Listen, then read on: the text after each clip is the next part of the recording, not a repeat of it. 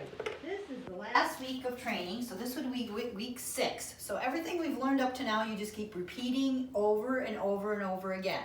All right, so what we're gonna work on in this one, we're gonna work on sit stays, and we talked about that before. So when you use a stay, you never use the dog's name. You just say stay, and you start with duration first and distance second. So you start with them staying for at least 30 seconds to a minute right here next to them.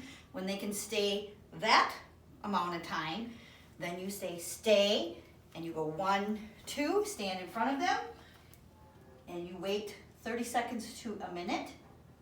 You work up 20 seconds, 30 seconds. If they get up, you just step into them and go, uh-oh, sit, stay. You notice I didn't use his name, I just said stay. Okay, after you work up your duration to this point, then you can work out to a 6-foot lead. This would be 6 foot long, and you'd go to the end of it. And when you can do that for a minute, then you're worked up to your duration time. And the other thing you have to do is be able to go back to your dog. So you gotta be able, so you can hold your leash and kind of hold it a little taut and say stay, and you gotta be able to walk behind them. Stay, stay, stay. Yes, good, okay. All right, so the other part of that, so that's a sit stay. All right, come.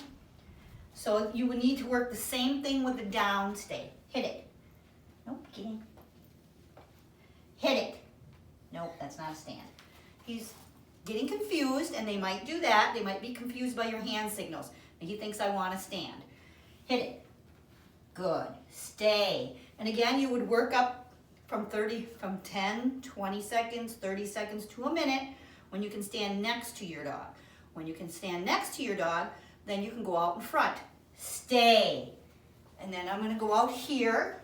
And again, I'm going to go 10 seconds, if you can stay that long, and I'm going to work up to a minute until I can get to that 6-foot lead.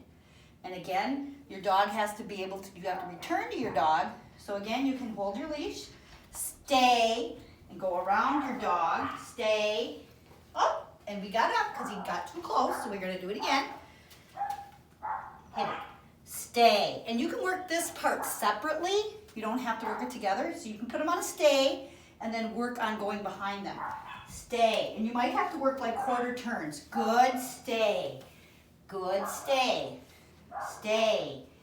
And you might be able to get behind. Oh, and I didn't get behind him. That's okay. Stay. Down, hit it. Stay.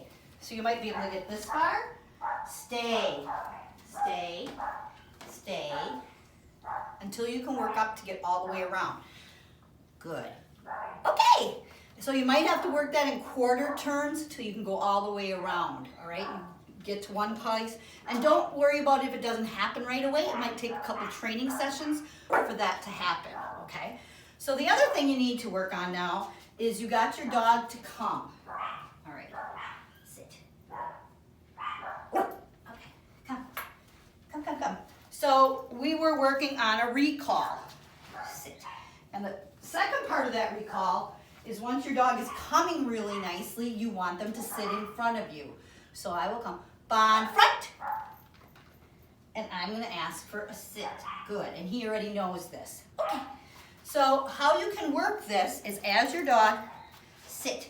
And this works, they have to stay, or else you'll have somebody holding their leash, stay, to hold them. And when you call them, bon front, have your treat, bring it up, and bring it up until their butt hits the ground. All right? So as they're coming in, you're going to be talking to them to come, to sit. Sit, wait. All right? So again, front, bring in, treat, bring it up. Good. Make them come up and look. Then treat him. All right? So that's how you work on the come with a front. A come with a front in front of you, I guess. A front in front of you. A sit in front of you, I guess is what I want to say. So that is what you'll need to work on there. All right.